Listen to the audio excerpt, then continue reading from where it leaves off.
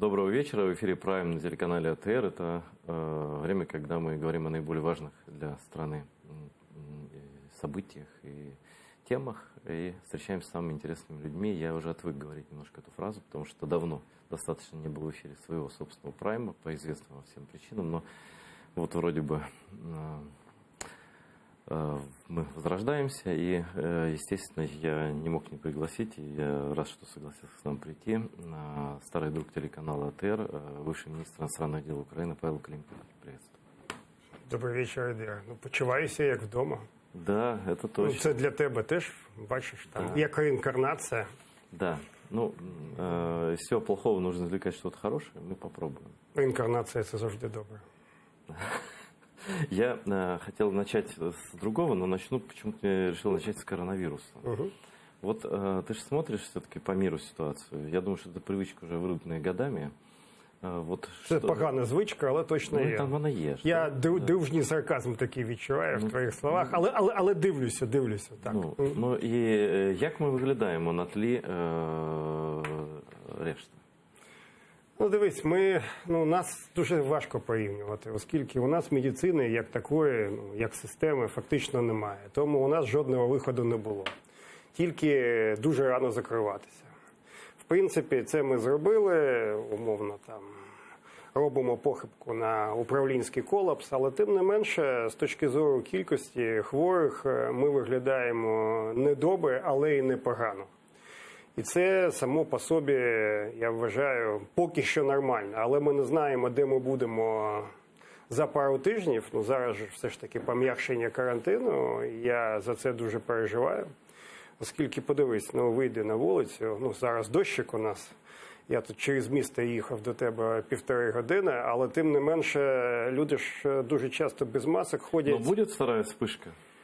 Я не виключаю, але давай, тобто те, що зараз може бути з пом'якшенням, це одна справа, а от така друга хвиля, те, що називається, а може третя хвиля, стосовно третьої хвилі там нема, а друга хвиля, вона достатньо ймовірна, хтось планує на осінь.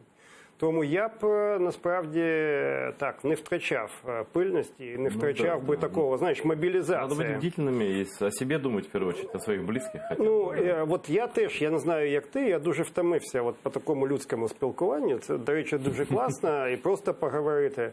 Але останніми днями люди прямо починають, знаєш, на рівні рефлекса для рукотискання руку протягувати. От їм це хочеться. Розумієш, люди... Сумують. Всі ці вебінари, знаєш, там, зуми, скайпи, там все класно, воно працює, але тим не менше це працює не для спілкування, це для роботи якось працює. Тобто ми навчимося працювати. А от спілкуватися – це така людська справа, так що хочеться повернутися до спілкування. Якщо серйозно, вже така серйозна нота... Поки що ничего не визначено. Мы навіть про вирус дуже мало знаем. Да, практически ничего. У меня друзья израильские врачи, например, я периодически спрашиваю у них, что такое? Они говорят, ты знаешь, настолько неизученный вирус, что просто ни прогнозы давать, ни про мутации, ни про методы лечения как-то симптоматического какие-то есть, да, методики, протоколы, но... И все-таки как-то нас пронесло, и я думаю, что не пронесло, але поки що, я ж кажу, ні добре, ні погано. Нет, просто когда тримаємось. Присуха была у президента, и там много с чем-то спорили люди, все это сильно обсуждалось, но я думаю, что тут он может себе, в принципе, в заслугу поставить тот факт, что карантин был объявлен достаточно рано. И из-за этого у нас такой массовой волны не было, как в Италии, там, жуткой, в Испании там, и так далі. Не тільки, ти розумієш, тут ще, можливо, там, дещо інший імунітет, хтось там БЦЖ так, БЦЖ тут, да, почитаєш всю цю ерунду, але подивись, Центральна Європа, яка раніше закрилася, це не тільки ми. Поляки, чехи, класичний приклад, словаки. Вся Центральна Європа, вона, в принципі, виглядає краще, як регіон.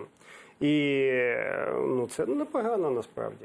Будемо вважати, що щось у нас таке є в Центральній Європі. Це ж Центральна Європа, це наша спільна. Я завжди кажу, що українці... Ну, оказалось, хто ми. Да. Українці, кримські татари, білоруси, поляки. Я всім розповідаю, як це відбувалося, як в Тракаї один з засновників реально всієї держави народився. А хто це знає, що в Литві, да? Один з засновників Ні, це Крим-татарської держави.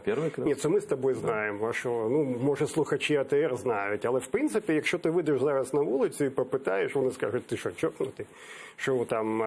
От насправді це теж потрібно розуміти, що ми українці, і ми кримські татари, це частина однієї от такої центральноєвропейської к сожалению, історії. этот мир был в свое время разрушен русскими. Полностью израильным. Да. И вот, собственно, плоды этого прекрасного в кавычках событий мы сейчас и пожинаем. Да? И вообще, если честно, я хотел поговорить с тобой, Павел, про, как это ни странно будет, про Россию. Почему? Потому что мы смотрим все со своей стороны. Мы, ну, понятно, что мы себя считаем как бы центром информационным, там, всем, ну, каждый человек так себя считает, да и каждая страна. Но на самом деле Россия, вот ты посвятил все эти годы, с 2014 года, именно войне с ними дипломатической. Они серьезные бойцы, они очень циничные, очень, ну, Их не можно недооценивать. Да? А вот вообще, может, странный вопрос детский такой, из детской журналистики, а вот с каким животным ты мог сравнить Россию и российскую дипломатию? Вот как они себя ведут? Чомусь люблять з ведмедиками різними їх порівнювати. Мені кажется, ні. А я тобі скажу, що от для мене це ведмедик, але білий. Розумієш різницю? Да, белый значительно он злее, да. Він злий, він жорсткий, і він ніколи не боїться атакувати. Він звик до складнощів, все ж таки Арктика, там не ліс якийсь. Но у него нет соперников в природе, кстати говоря, практически. Взагалі. Да. Він сам по собі. Тому я б їх порівняв з білим все ж таки відмінням. Тобто не з, от вони люблять, знаєш, бурі там і такі, а от саме з таким.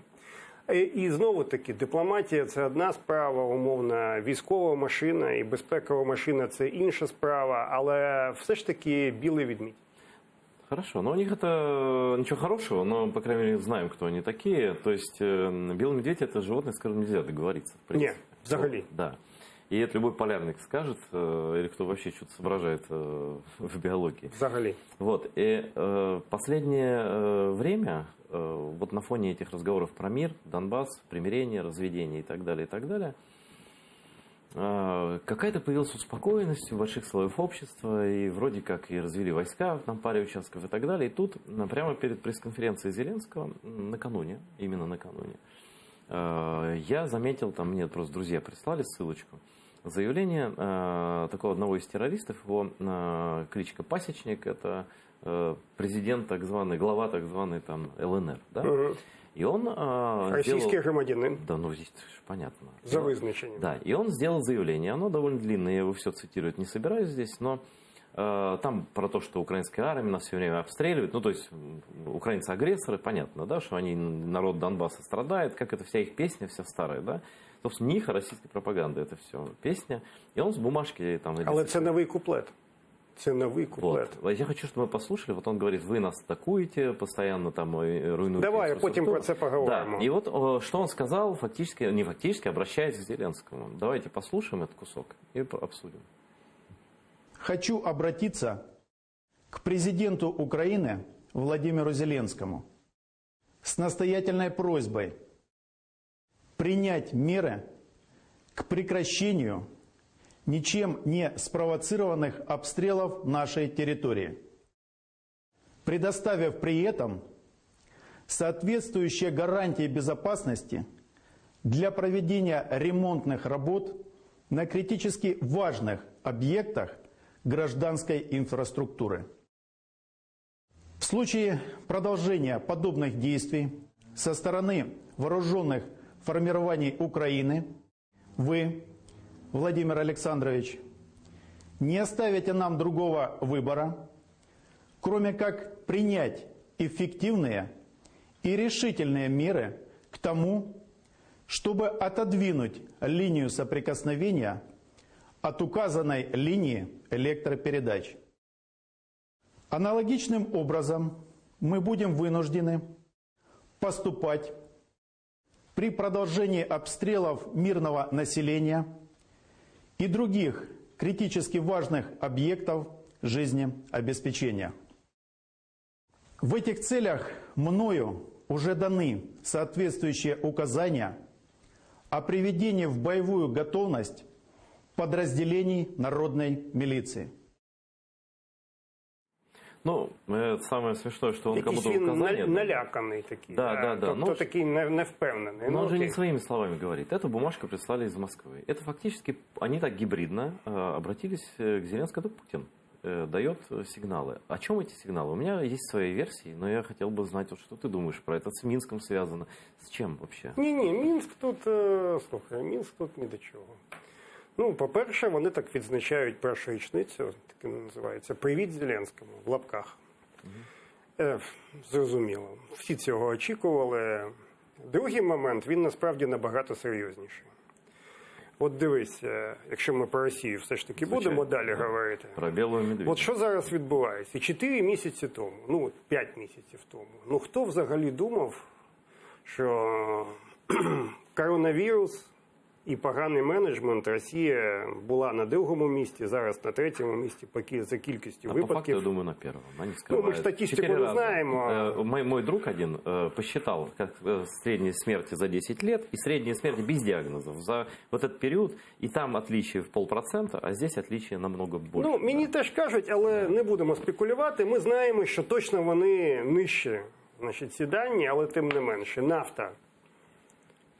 Тобто ці рішення спочатку розірвати домовленості з ОПЕКом, потім знову.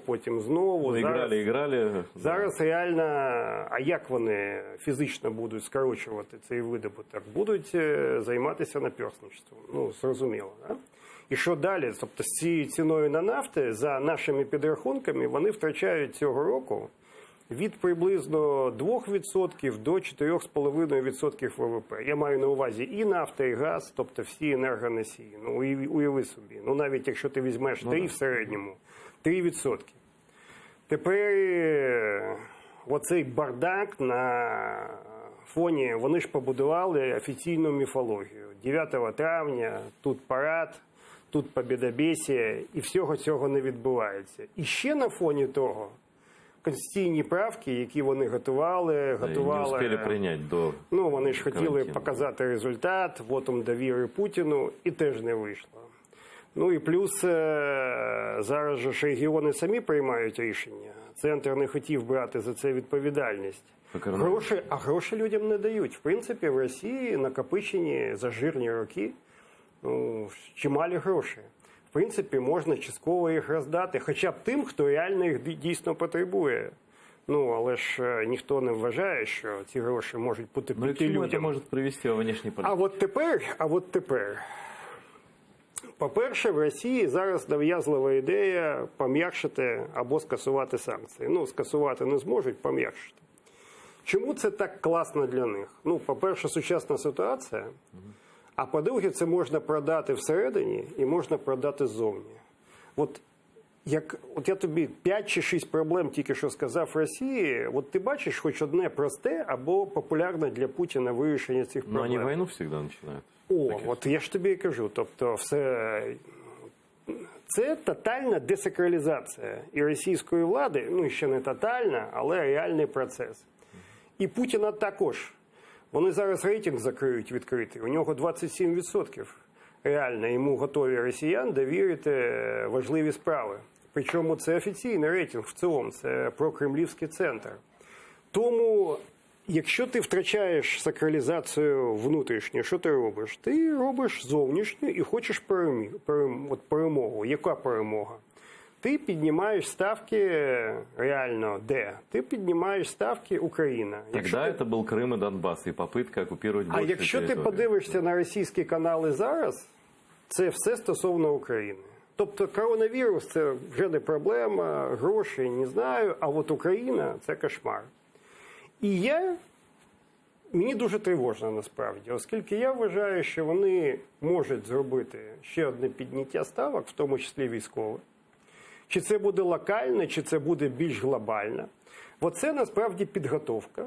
І також спроба звинуватити нас у будь-якому подальшому естественно, так розвитку. всегда же говорят они. І зробити Військова дестабілізація, знову військова, чи спочатку дестабілізація. І їм би було зараз це супервигідно. А вот что, если принять, я уверен, что это шантаж Кремля прямой, Путина просто через этого рота, да? Он просто говорит, прямый? смотри, вот какая цель? Мы можем тебе устроить вместо мира на Донбассе вот это. Говорят они Зеленскому в таком достаточно хамской манере, нахрапистой, да, какой-то там выпустили какую-то попку, да, и обращается он к президенту Украины, да. Мы сделаем такое, это трэш. А если ты не сделаешь чего? Вот чего они хотят этим шантажом? Вот шантаж войной. Что взамен они требуют от Владимира Зеленского? Російський сценарій. Ти слізаєш на російський сценарій, забираєш Донбас, як ми хочемо, за нашим сценарієм, і допомагаєш нам зняти санкції. Каким От дві образом речі. президент Украины может помочь им снять санкции? Дуже просто, наприклад, погодитись на, пам'ятаєш, була ідея консультативної ради, там всіх зібрати, сказати, що це прямі переговори, громадянський конфлікт внутрішній. А потім, після пандемії, Путін виходить і каже, ну бачите, громадянський конфлікт, консультативна рада працює, вони прямо розмовляють. І начебто йдемо до якогось там менше всіх військових, обстрілів і так далі. Ну, типа, Придністров'я, Молдова. А зараз, да. ні, це зовсім інше. А зараз це підняття ставок. І я думаю, ну дивись, зараз у них буде там парад, голосування по Конституції. Їм потрібно якусь внутрішню мобілізацію. Як вони будуть робити? Показувати на екранах погану Україну. Ну, звичайно, хунту, ми ж всі хунта. І казати, що все, що робиться погано, це зі сторони України. Нет, там уже Зеленский фашист. Ну, до Зеленського там ще не дійшло, але Дошло, Зеленського мені вони Цимбалюк будуть розказує. пресувати. Вони будуть пресувати його абсолютно свідомо і постійно. Вони розуміють, що для Зеленського, причому це щиро у нього, він хоче, мир це одна справа, про мир не будемо. Мир це коли ми гімн будемо співати. В Донецьку, в Луганську Перемир'я, понятно. і, звичайно, в Сімферополі. Без цього ніяк. Але це перемир'я. Тобто для нього це важливо, реально важливо. Він думає, що він може не просто передвиборчих, це просто важливо з точки зору. І для багатьох українців важливо. От Путін не дасть йому це зробити. Звичайно, оскільки для нього навпаки зараз важлива дестабілізація і підняття ставок. І я думаю, що він це влітку може зробити на початку осені. Ну і дивись, Путін же ж, він мислить в цих геополітичних речах. Він дивиться на вибори в Штатах. Він не знає, що буде там. Він не знає, які опції будуть там, яка Європа вийде після пандемії. От він сподівався, що з Європою можна буде домовитись про пом'якшення санкцій. Зараз воно якось у нього не виходить. Не получится вот по санкциям твой прогноз? Помягчение санкций? Зараз ні. А какие варианты есть у них? Ну, там же санкції кожні півроку. Я думаю, що і далі у нього не вийде. Але він буде точно ці ставки піднімати. Ну і для нього він же боїться дуже того, що зараз буде всередині країни процес такого постійного, спочатку латентного, а потім далі невдоволення. Мне, знаешь, кажется, что вот у меня есть ощущение, оно такое очень тонкое пока, что Путин спешит. Он торопит события сейчас. Что-то в этом есть такое... Так він, дивись, спочатку, от що він зробив цими конституційними змінами? Всі там питали, а чому саме в грудні? А чому саме не в грудні, а в січні він їх вніс? Звичайно, він хоче виграти темп. Сейчас он теряет темп из-за объективных причин. Він зараз темп втратив по всьому, реально. Зараз, крім того, мобілізація. От в російському суспільстві, воно ж от таке, да? Я ніяк знаю наше. про них все. Ну, не знаю, ти там відірвався вже від справжнього все-таки дольше суспільства. жив там. Ладно, я знаю, що... Я останній раз там був, скільки це був інститут, 89-й рік. Це був ще Радянський Союз. Це, наоборот, революція демократії російського була. суспільства, да, я не знаю. Ну, але тим не менше, я думаю, що вони бояться внутрішньої якоїсь дестабілізації. Для них внутрішня стабільність дуже важлива. І вони будуть намагатися за рахунок нас це робити. Ну, дивись, що вони ще можуть зробити? Є Лукашенко. Ну, але от опитування, які були в Росії, та ж сама Левада, тільки 4% росіян бачать Путіна президентом союзної держави з Білорусі. Ну, слушай, он ни у кого спрашивать не будет. Как надо, так и слухай, проголосует. Беларусь, вона это і тоже так же вариант. своя. Беларусь это второй вариант тоже. Так, да. але Білорусь все одно своя. А от Ну да, Україна, Україна, да. Новоросія, вода в Крим, а коридор в Крим, а відповідно Придністров'я. У нас на связи сейчас, я упомянул уже Романа Цымбалюка. Я, кажется, Роман. лично вас не знакомил еще, но я обязательно это сделаю при первом Привет. визите Ромы в Киев. Рома, Доброго привет. вечора. Вот как раз из города Мордора Роман с нами. И вот мы сейчас, ты слышал, да, ведь концовочку разговора про то, что они, какие планы они вынашивать могут в отношении Украины. Вот ты можешь рассказать свою точку зрения и задавать, присоединяться любые вопросы Павлу, как бы для того и включили. Слухайте, ну мені здається, вони будуть просто качати ситуацію. Тобто немає якогось стопроцентного плану, як вони будуть діяти. Зараз вони ганяють там танки вздовж лінії фронту, мобілізація, ці гауляйтери на фоні російських прапорів. Це все робиться для того, щоб наш молодий і, як дехто вважає, недосвідчений президент дав задню. І весь цей виступ, власне, для нього. І вони будуть діяти по ситуації. Тобто танки заряджені, пушки заряджені. Вони будуть комбінувати військові дії і, відповідно, такі політичні і інформаційні. І я хотів би поправити Павла. Насправді, Зеленський вже нацист. І про нього говорять в такому ключі, що він навіть гірший, ніж Порошенка. І риторика російського державного телебачення, вона насправді на рівні 14-го і 15-го року. Це слова війни. І єдине, що мене трошечки заспокоює, але не повністю, в тому, що насправді українська карта для російського суспільства, вона вже не розіграна. Якщо вони зараз почнуть якісь такі серйозні військові операції, які призведуть до великої кількості жертв російських військових, в якому б статусі вони не були б на українській землі, це не спрацює, бо вони вже перегодували Україною російське суспільство, і такого, як раніше, що він там отримав статус полубога після анексії Криму, зараз не буде. Тим більше всі розуміють, що Зеленський буде змушений виконувати свої обов'язки, і армія буде змушена виконувати свою роботу, захищати нашу батьківщину. Ну а какой тогда план Б, Павел? Вот если Рома считает, что они все-таки не кинутся. Ні, Роман має абсолютно рацію. Те, що я кажу, вони будуть дійсно качати ситуацію і намагатися знайти момент слабкості, коли можна момент слабості внутрі у нас. Звичайно, дивись, з точки зору зовнішнього розуміння, сприйняття, якщо вони почнуть масштабну масовану атаку російську, не той чудик, якого ми тільки що бачили, оцього пасічника, чи як його там звуть, а російську масовану атаку, це буде сприйнято абсолютно іншим кшталтом, тобто для усьому світі.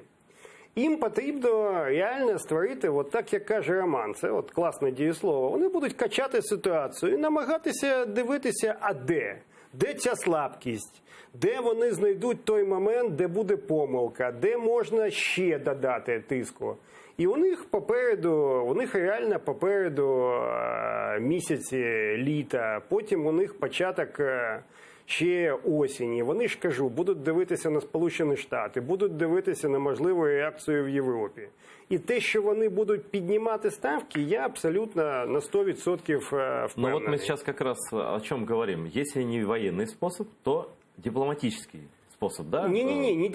От ми любимо цей термін, я не знаю, я його не люблю, але у нас його там всі так полюбили, гібридний. Тобто я вважаю, що це не зовсім правильна логіка. Дипломатично-медійний, я не але знаю. Вони будуть, вони будуть дестабілізації. І я думаю, що цей план зараз от дійсно качати, як Роман каже, а потім розкачати це все до місцевих виборів.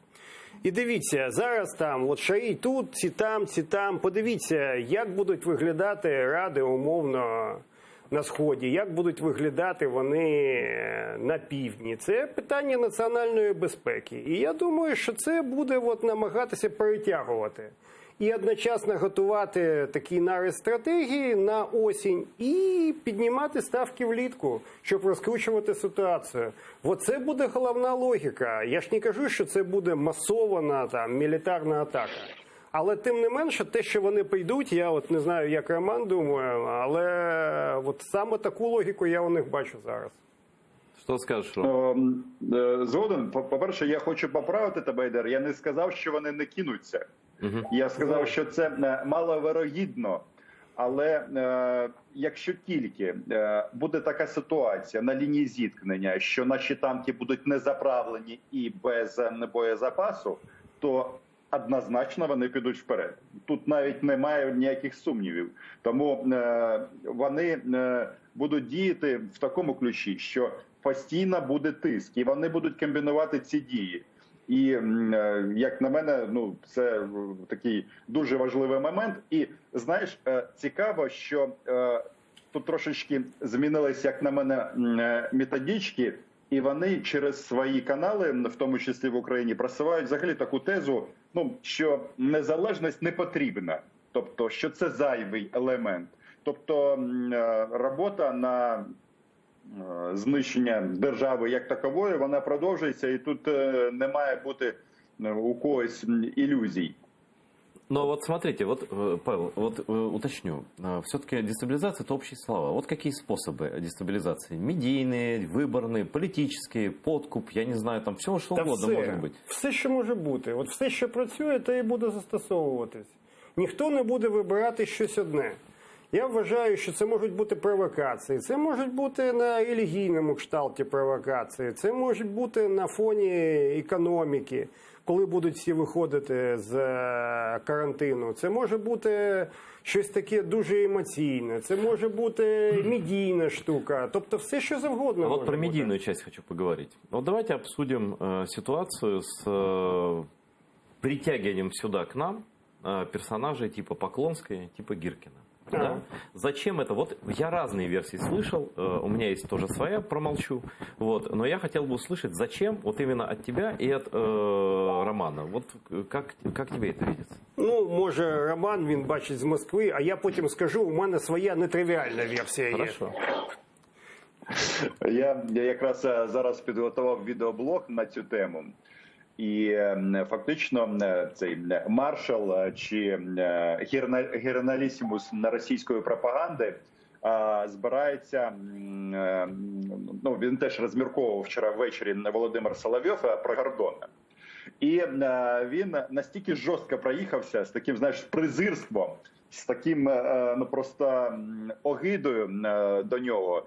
І це цікаво, що росіяни, вони от всі ці речі, які такі можуть трактуватися як певні проросійські кроки, ну, вони їх не цінять, ну, м'яко кажучи.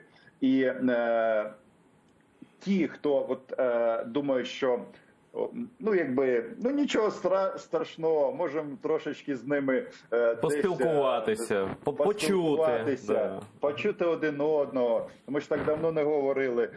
Ні, тут настрій на те, що в кінцевому випадку президент України і всі решта цілували російський чобот і вибачались за те, що Україна стільки років опиралась.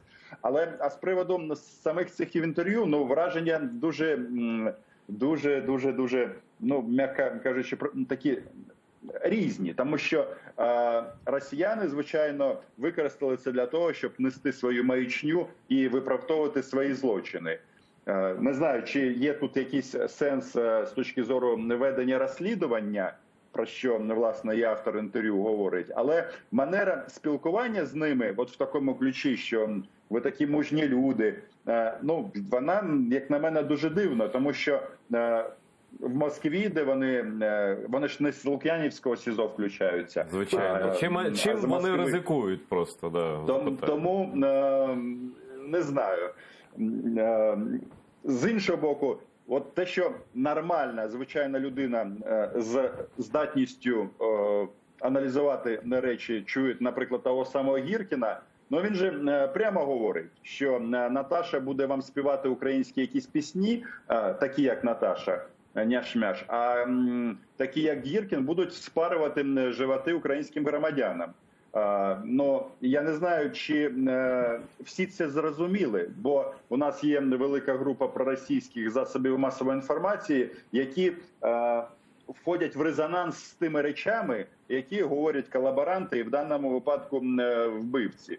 І я там не готовий казати, що там це зрада чи це перемога. Перемоги точно нема в цій справі. І ну що, ми пустили людей, які вбивали наших громадян, і вони розповідали, чому вони це робили. Тобто, ну, я не знаю, як на мене, це трохи дивна історія. Это немножко по-малоросски как-то, по-меньшовартовски, скажем так. У мене є своя версія, вона така неортодоксальна. Я якраз хотів би, щоб Роман сказав з висоти свого розуміння з центру Росії. По-перше, я вважаю, що те, що вони говорили, це насправді складається в таку дуже підготовлену послідовність. От з точки зору наративу, те, що вони викладають, я не хочу сказати, що хтось за них писав відповіді, ні, звичайно. Але те, що над тим, що і як вони будуть працювати, казати, 100% працювали. От таке у мене враження після багатьох. Тобто, хто це був і як можна побудувати, звичайно, там хвилю в російських медіа, але для мене це тільки підтверджує. А другий момент, що хочете кажіть, знаєте, головні принципи психоаналізу, всі відомі. От коли когось хочуть перекрутити в тому, як він чи вона переживали кризу, їх знову проводять через ту кризу. Це дуже відома методологія в психоаналізі. Тобто вона може працювати різко в плюс, оскільки людина не те, що звикається, а ще раз в іншому переживає ці події, а для нас це реально фантастичний шок був, або навпаки працює в мінус. І я вважаю, що це, якщо хочете, такий своєрідний медійний психоаналіз з метою якби подати нам їх, от воно було, а давайте ще раз переживайте цю кризу, а потім подивимося, що є. Я, в принципі, я навіть спеціально позвонив парі психологів, яких я знаю, порадитись, я ж не психолог за фахом. І вони сказали, ти знаєш, щось є в твоїй ідеї. Тобто воно насправді працює і є медійні технології, які так працюють. А хто це придумав для чого? Ну, в психоаналізі, коли у тебе є травма. Тобто якісь події були травматичні для тебе. Да, для нас це шок був. Да. І зараз для нас намагаються призвичаїти до цього шоку. Вот. І це мені не подобається. І третій момент, який мені дуже не подобається з цими інтерв'ю. От знаєте, як для мене, це воно закрито, а потім цей ящик Пандори відкритий, і після Гіркіна, а чому не Путін, а чому не Шойгу, а чим Шойгу гірший за Гіркіна? То ж саме. Ідіотське питання, дуже цинічно, але тим не менше. Тобто ящик Пандори відкритий, і тоді можна показувати кого завгодно, хто нам буде розповідати, як він там що робив, абсолютно. І викладати нам якусь свою версію. Тобто це вже становиться варіантом норми. І просто, це, і перше, що я сказав, і друге – психоаналіз. І це приведення цього, щоб звикнути до того, що було. Тобто, якщо хочете, своєрідно перетравити. І це мене дуже-дуже непокоїть. Можна це вважати варіантом медійної агресії внутрі України? Ну, я вважаю, що так. Я вважаю, що оцей варіант медійного психоаналізу такого, він був дуже продуманий. Це 100% не просто так. До того готувалися. І знову таки, коли я слухаю, от як на мене, це якась дуже чітка послідовність, яка викладається. І з нею 100% працювали. Тому, кого ми побачимо знову, ну, для мене це таким чином, ну, окей. Тобто, Шойгу, а там Янукович буде нам розповідати зараз, що у нього там и було. что это, знаете, что это вариант нормы такой. Это было, вроде как в тот момент считалось, что все, ужас, мир рухнул, это вообще братья перестали быть братьями, война, кровь, жертвы, аннексия, там, война и так далее. А тут вдруг они говорят об этом спокойно, как про кино какое-то. Ми переживаємо це знову, але переживаємо з того кута, як вони нам подають. І це не значить, що ми згодні, але ми це знову переживаємо і цим призвичаємось. І от це реальна катастрофа, от яку я бачу в цих інтерв'ю. От я хотів запитати Романа, як він бачить з Москви це. Ну тут деякі кремлівські рти, перепрошую за таке формулювання, вони це називають медійним проривом. Бо тим самим в Україні тепер знято табу на демонстрацію думок людей, ну, які за українським законодавством і за здравою логікою є злочинцями. То есть смотри, были преступники, а стало иное мнение. Правильно? Так, звичайно. І вони займаються чим? Це все перепрограмування громадян України. Тобто це такий головна теза, що не все так однозначно.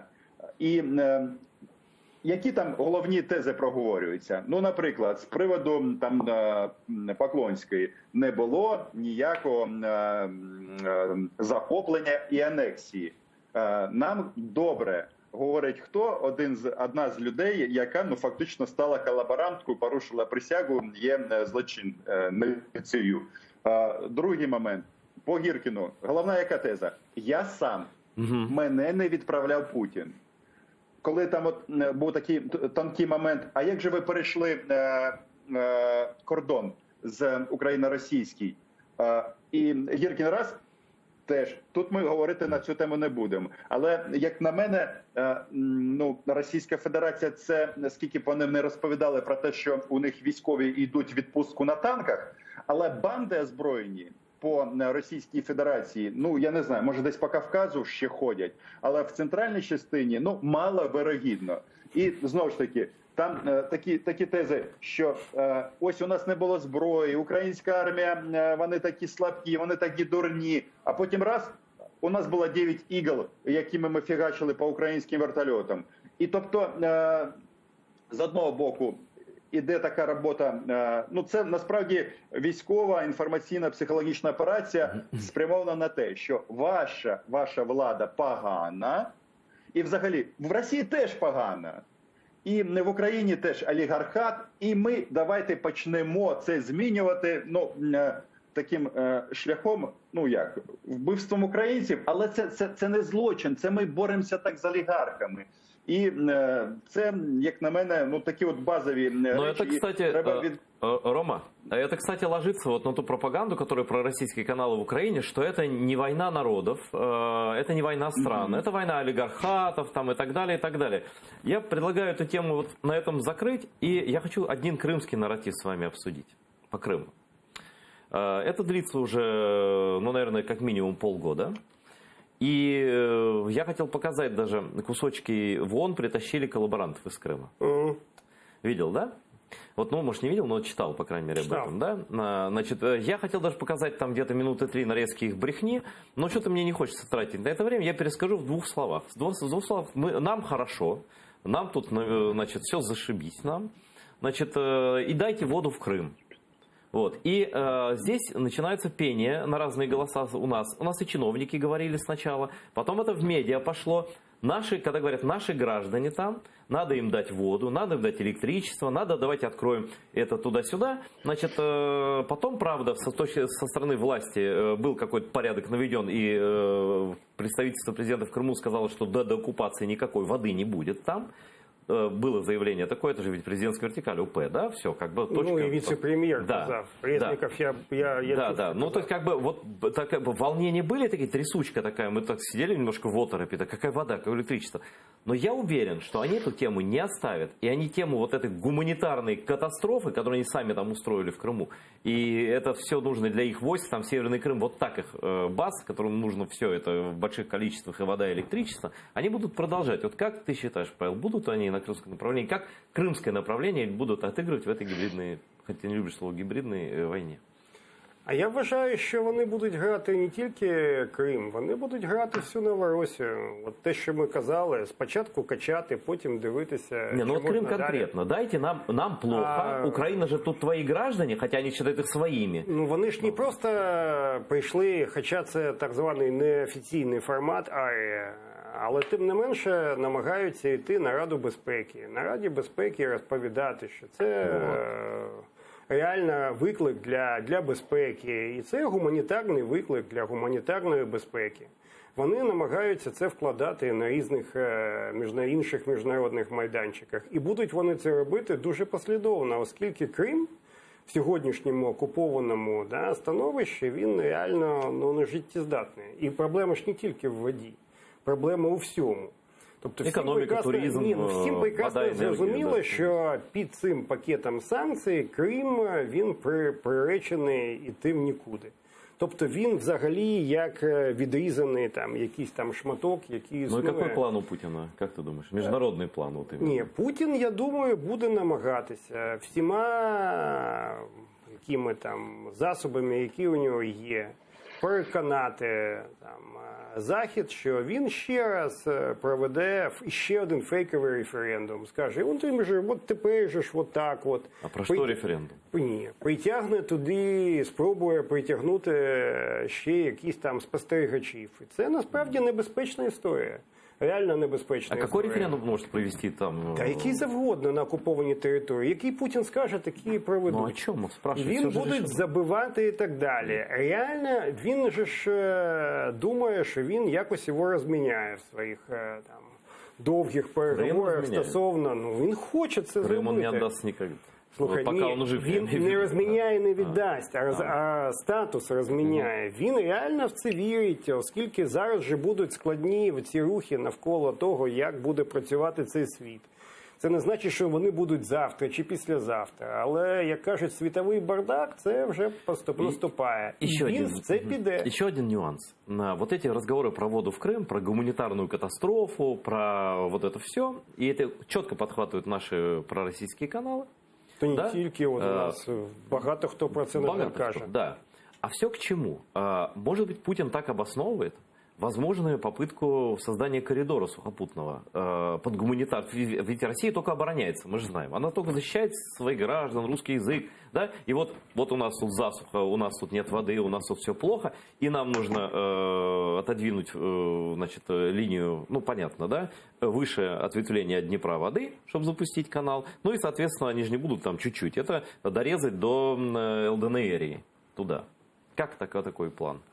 Я постійно про це кажу. Я вважаю, що це не значить, що там Схід менш цікавий для Путіна, але український південь – це ключова історія для нього. Дивись, якщо він йде на дестабілізацію, а потім на можливу військову операцію, як би вона не виглядала, гібридна чи не гібридна, він отримує домінуючий контроль над Чорним морем. Геополітика сидить у нього в голові. Так. Він робить суходольні коридори, причому не тільки на Крим. Він робить і на Молдову, і на Придністров'я також. Він, і що дуже важливо зрозуміти, ну, вода само собою, а він ще й замикає в оцей проект Новоросії.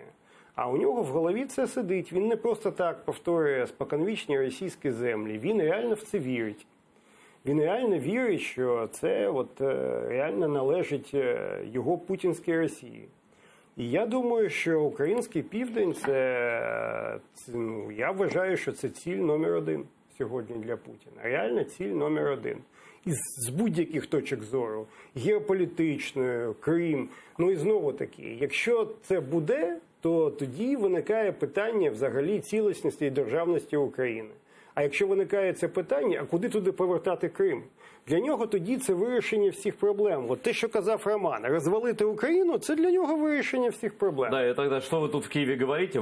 Тобто да, розвалити, а потім от воно так, а там Донбас там, Крим там, Новоросія моя. І от це його логіка. Він не буде йти ні ніякої домовленості, оскільки це не вирішує його жодних проблем.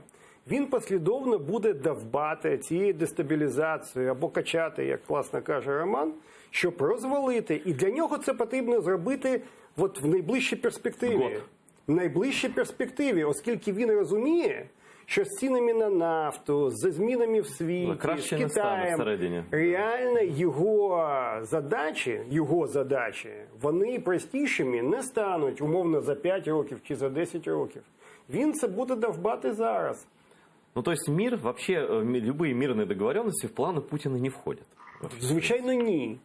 А для чого Путіну, ну дивись, проблема Ну-ка, санкції Путіна, снять. Ну, грубо говоря, о чому ти говориш, санкції? проблема Путіна реально взагалі в нашому існуванні. Оскільки будь-яке існування України... Стратегически, да, я имею в виду тактически. Снять санкции, подписав какой-нибудь мир, там, в Минске 3 каком-нибудь там. Але ж він хоче його підписати таким чином, щоб контролювати Україну і потім її розвалити, Ну, на невыполнимых змінити условиях. статус На Крима на своїх То есть умовах. на это наше руководство ни в каком виде не может... Ну, звичайно, ні, оскільки тоді як такої України не буде. Звичайно, ні. Ніхто за визначенням цього ніколи не зробить.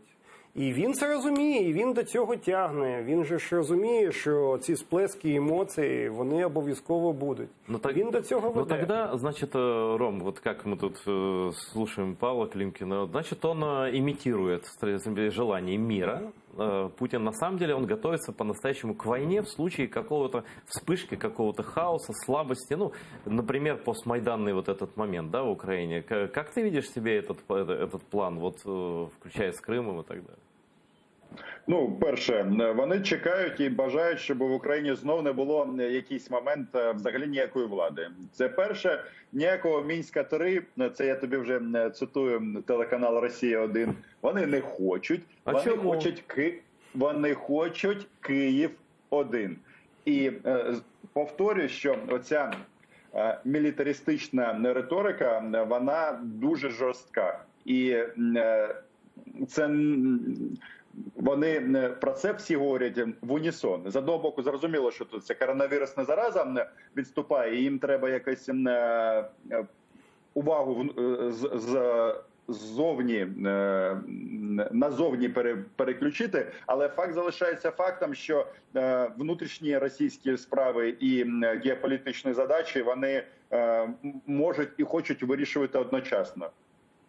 То есть, смотри, иногда вот, мне кажется даже, да, что, конечно, ни в коем случае никакие каналы российские включать нельзя, но вот в ОП, там, не знаю, в МИДе, ну, наверное, смотрят в МИДе, и в Верховной Раде вот, надо периодически включать вот это, какая-то комната должна быть темная, да, с экраном российского телевидения. Что заходишь туда, такое протрезвление от такой политической нетрезвости. Да. Айдер, ты знаешь... Вибач, трошки саме рекламою займусь. Давай. Приходжу до висновку, що Зеленському треба підписатися на мій YouTube канал. Чому? Тому що самий головний сенс, людина ж президент зайнята, вона не може дивитися цю маячню 2 години. А ти за нього це робиш. Але там, де його називають нацистом, там, де називають його, що він предав свого діда. І вся ця риторика, вона до чого вони ведуть? Ну, ми всі ж радянські якийсь трошечки час пам'ятаємо. І ми всі пам'ятаємо, чому нас вчили. Що роблять з нацистами? Нацистів вбивають. І коли Зеленського називають нацистом, далі логічний ряд, він вибудовується сам собою. Власне, все. Ну, то есть, хорошим Зеленский для них не стал, как они там прыгали кипятком, так сказать, во время выборов, там чуть не ликовали. Не получилось у них? Тут питання в тому, що не треба, тут дуже легко нам піти в цю внутрішню політику. Але якщо ми говоримо про російські плани і позицію, вони дійсно хотіли зміни влади в Україні, щоб отримати оце вікно можливостей. І насправді воно вже зачинилось для них, тому що і Зеленський, як на мене, здається, принаймні так зрозумів, що якщо ти будеш йти на одноосібні поступки Кремлю, в кінцевому випадку це як мінімум йому нічого не дасть. Ніяких кроків навзайм не буде. Все. Согласен? На 100%. Ідея з підписки на YouTube канал потрібно розрекламувати. Прес-секретар є у президента. Я ж много раз говорив, але не знаю. Але, слухайте, я, до речі, не знав, що вони прямо називають фашистом. Тобто я слідкую за якимось контекстом, але не все бачу. Павло, нацистам. Ти просто сайт МИДа Не читаєш фашистам. русского, а он там... Не фашистом. Вот так. Нацистам. Бачите, я ж кажу. Кем може бути Зеленський, як не нацистом? Тут же понятно. Це прекрасно, тобто це комплімент, він став членом хунти, яка бореться за свободу, тобто все нормально. Якщо, звичайно, відійти від цієї іронії, я думаю, що це і медійний тиск, вони ж розуміють, що щось він там читає з російських медіа, але тим не менше вони цю атмосферу створюють і її вже відкатати назад, як я розумію, це Романа питаю, насправді не можна. Оце таке сприйняття взагалі Зеленського після року його перебування при владі, воно вже вбивається в голови росіян, і це потім, я ж кажу, відкатати буде складно. Можливо, але тут не стає так питання. Тому що, телебачення російське державне, і не тільки державне, воно ж віддзеркалює позицію Кремля. І я кажу, це дуже цікаво дивитися, як навіть у них ці методики чи методички, вони роздають по каналам, і тези, суть того, що вони говорять, вона однакова. І вони можуть відкатати назад, в теорії. І якщо треба, будуть співати пісні про братерський народ, який не треба вбивати, бо є ж версія брати, яких треба на палю. Але просто немає ознак того, що може бути якийсь розворот в цьому питанні. Згодом.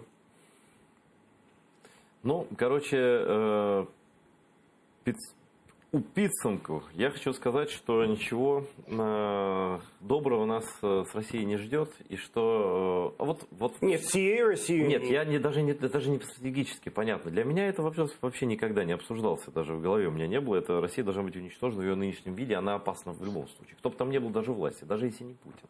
Да? Манеры-то останутся, да, медведи-то останутся. Да. Интересно... Какой вариант, я и тебе, Рома, задам вопрос, и Павлу. Какой вариант разрешения ситуации? Россия, она всему миру сейчас ставит себя поперек всего мира в той или иной способ. Да, западники там пытаются с ними разговаривать, мне не имейте в виду рассказывать, какие там они реверансы Путину делают и так далее, а он все больше о них ноги вытирает. То есть ведет себя действительно как животное в политике. Да? Есть ли какой-то способ, не военный, я подчеркиваю, в данном случае не военный, вернуть Россию в пределы ее границ и заставить заниматься собой. Что там будет происходить, это уже дело второе. И от чего это зависит? Сроки и так далее. Потому что все время спрашивают, когда вернется Крым, когда Донбасс? Знаешь, как сидеть у реки, так никогда ничего никуда не вернется. Він не просто є, я так розумію, що він якраз реалізується. Але як би нам не хотілося цього сьогодні чи завтра зранку, він середньостроковий. Подивись з всіма їх проблемами, якщо санкції залишаться, де вони будуть знаходитись з твоїм технологічним потенціалом. Санкції усилені повинні бути, якщо хочемо результату. Слухай, я пам'ятаю, коли прийшов Трамп і всі казали, все. А в результаті санкції стосовно російських компаній, російських олігархів були зміцнені. Тобто, реально, кожен рік щось трапляється. Те, що нам, звичайно, всього мало, оскільки нам хочеться зараз. Хорошо, что про Америку вспомнил. Є Європа, є необхідність координувати з Європою. Там є своя політика. Но у І Америки с Европой тоже тяжелые отношения через политику Трампа там, и так але далее. якщо ти подивишся, все ж таки от стосовно Росії взагалі ніякої політики не було. Ні в Європі, в Штатах була, звичайно, там різні, за різних президентів. А зараз є хоча б найменший знаменник, але він дуже чіткий, і всі розуміють, хто такий Путін. Вот хочу прогноз. Чем закончатся выборы в Соединенных Штатах? Я не знаю. Я абсолютно серйозно, щиро це кажу. Я вважаю, що на сьогодні баланс шансів такий, що може бути і республіканська адміністрація, і демократична То адміністрація. есть прям вот 50 на 50. Ну ты же наверняка изучаешь и читаешь Не просто читаю, я з багатьма розмовляю. Я вважаю, що, дивись, реальний результат виборів буде залежати від емоцій, від того, як Штати будуть виходити з коронавирусного кризиса. і економіка. Я подивись, 29 мільйонів безробітних. 29 мільйонів. Так у нас давно майже такого вся не країна. було, Да? да. Як це буде? Як люди будуть це відчувати? Плюс є штати, які можуть голосувати так. То таких штатів там за різними підрахунками від 8 до 12. Там буде залежати від явки, буде залежати від багатьох речей, буде залежати від мобілізації. Я вважаю, що зараз реально сказати, в яку сторону будуть кидатися шанси, дуже складно. Може бути і так, і так. Но смотри, Украину пытаются все-таки втянуть в эти выборы. Це И этот маразм. скандал. Вот Це оцени руська это, рулетка. пожалуйста. Руська рулетка. Дивися, по-перше, у нас американську політику всі розуміють отак. У нас кажуть, є Байден, є Трамп. Все, на цьому американська політика закінчилася. Є ж демократи, є республіканці, а вони не тотожні, умовно, там. Стільки своїм лідерам. Є улюблений Трампом, глибока держава, яку він так не любить. Тобто весь простір тих людей, які працюють на Сполучені Штати і так далі. Тобто є багато чинників, і зараз вибирати, насправді багато хто обговорює те, що Зеленський сказав на своєму пресі. Дивись, це ж ніхто не знає, чи це політична заява, чи емоційне висловлювання. Коли потім будуть якісь дії, наприклад, там справа буде розвиватися, хтось буде звертатися за правовою допомогою в Штатах, тоді все буде зрозуміло. І тоді це реальний вибір. Зараз це можна, Зеленський вже часто каже щось таке емоційне, сказав.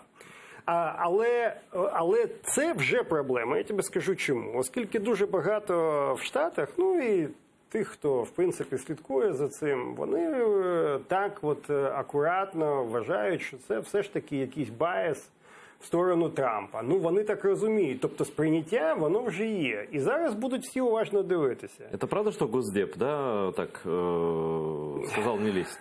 Слухай, тут українська правда справа не в написала. Держдепі. Тут справа взагалі в системі американській. Оскільки це гра з шалено високими ставками. И с непредсказуемым результатом. Шалено високими ставками. І туди лізти, кудись там є дуже багато чутків. Хтось каже, що Зеленському кажуть, що з Трампом можна буде домовитись з Путіним. З Байденом складніше. Тобто цих чутків море. Я в цих спекуляціях взагалі не хочу розбиратися. Моя порада дуже проста. В руську рулетку не гратися. І це, знаєш, це не один патрон з 6, а це насправді мінімум 3. А є ще додаткові проблеми. Зараз можна спокійно вийти з цієї ситуації і сказати, що так, якщо ви хочете щось розслідуйте. А у нас така ситуація. І з цього, подивись, імпічмент там, тобто всі багато речей, які зараз відбуваються. Потім Зеленський писав цю статтю в Нью-Йорк Таймс відому, де, до речі, Крим не згадується жодного разу. Багато американських експертів це дуже помітили. Обратили внимание на це. Або, наприклад, там є Сената. Чому це питання? Чи там комусь голову потрібно повідривати? Чи в цьому є логіка? Я ж не знаю. Але тим не менше, там же читають дуже уважно кожний рядок. Вони кажуть, меседж, ЄС немає, Крима немає, НАТО немає. Окей, така політика. Це серйозні речі насправді. І тому моя порада: в руську рулетку грати ніколи не потрібно. Потрібно спокійно сказати, ми цінуємо Штати, у нас є двопартійна підтримка, ми хочемо її зберегти, тому ми на процес ніяк не впливаємо. І є ще одна річ, яку багато людей не розуміють. Ну реально, якщо зробити крок там в якусь сторону, причому байдуже, чи Трампа, чи Байдена, от в будь-яку сторону. Це ж всі в Європі і інші скажуть, ну і що? Ну реально, да, в американську політику лізти. Потім це, і це ж навіть проблема не для Зеленського, реально. А це ж проблема для України, оскільки спочатку нас вважали жалюгідними, у нас всі якісь пишуть розмови, потім їх оприлюднюють, да, ця політика. Ну така, а тепер з нас сміються і кажуть, ну а от тепер ще і таке. Тому я би, і коли нам починають сміятися, це найгірше, я вважаю. Коли нас там люблять, не люблять, от в Москві нас не люблять, Роман знає. Ну, значить, якщо не люблять, в якомусь сенсі це комплімент, цінують. А от коли починають сміятися, це дуже погано. І, до речі, для Росії, на Росію це грає супер. От російська логіка, знаєш, держава, яка не відбулася. Ну, несерйозна страна. Да, щось таке відбувається, от такі, значить, там всередині, щось вони там намагаються, якісь олігархи, оця логіка, щось таке. От потрібно разом з Європейським Союзом їх заменеджити. Оця концепція спільного сусідства, ну, менеджерити буде Росія, звичайно, а Європейським Союзом будуть домовлятися. І тоді, ну, про яку незалежність можна говорити. Тому це от такий російський наратив. Я не знаю, який там внесок Росії в цю історію. Це мають спецслужби казати. Але те, що це в Москві вигідно на 100%. Слушай, знаешь, у меня очень хороший барометр есть. Я смотрю про российские СМИ и про российскую сволочь всякую, которая тут высказывается. Они тремя руками за. Складна у тебе робота, ну, але тим не менше. Ну, окей. Нормально. Но у нас основной специалист по этому сметью Рома все-таки. Ром, есть что добавить, что спросить? Мы уже перебрали. Что сказано? Да. Вот это... Оця тема з плівками Порошенка-Байден тут розкручується просто дуже активно.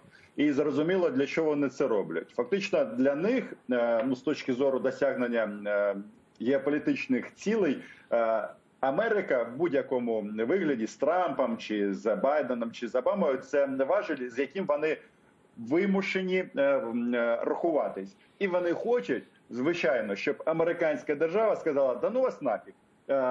Хто ви там, хай з вами росіяни розбираються. От для цього, власне, як на мене, все робиться, щоб ми втратили цю американську політичну, в першу чергу, підтримку, ну і військову в якійсь мірі, і там фінансову. А з приводу от того, що наш дорогий президент не вживає слова Крим, НАТО і ЄС, хочеться сказати тільки одне. Володимир Олександрович, ну не оцінять. Цього недостатньо. Ви маєте приїхати в Москву, поцілувати чобіт, в прямому ефірі, звичайно, взяти прапор і відвести його російський, підняти над Верховною Радою та Офісом Президента. І це треба усвідомлювати. Мені хотілося б, щоб Володимир Олександрович не зазнавав такого приниження. Дякую тобі, Романе. Дякую. Хорошо, мы поговорили, мне кажется. Иногда мне в течение программы казалось, что Павел Климкин просто готовый ведущий прайма на телеканале РТ. Нет, Если ну, будет я такое желание, подумаю. программу свою вести международную, то наша площадка интеллектуальная всегда для вас. Ловлю. Я подумаю, може і цікава ідея, слухай. Вот так. И тут мы про все будем. И про Крым, и про Донбасс, и про войну, и про то, как нас пытаются русские развести, потому что у нас здесь общество трезвости. Телеканал АТР, смотрите, всегда с нами был Павел Климкин, экс-министр иностранных дел Украины, и Роман Соболек, вечный, непереизбираемый, единственный аккредитованный в Москве МИДом русским украинский журналист и мой друг. Спасибо, Рома. Спасибо, Павел. Дякую, Романе. Дякую, Айдар. До нових зустрічей. До побачення. До побачення.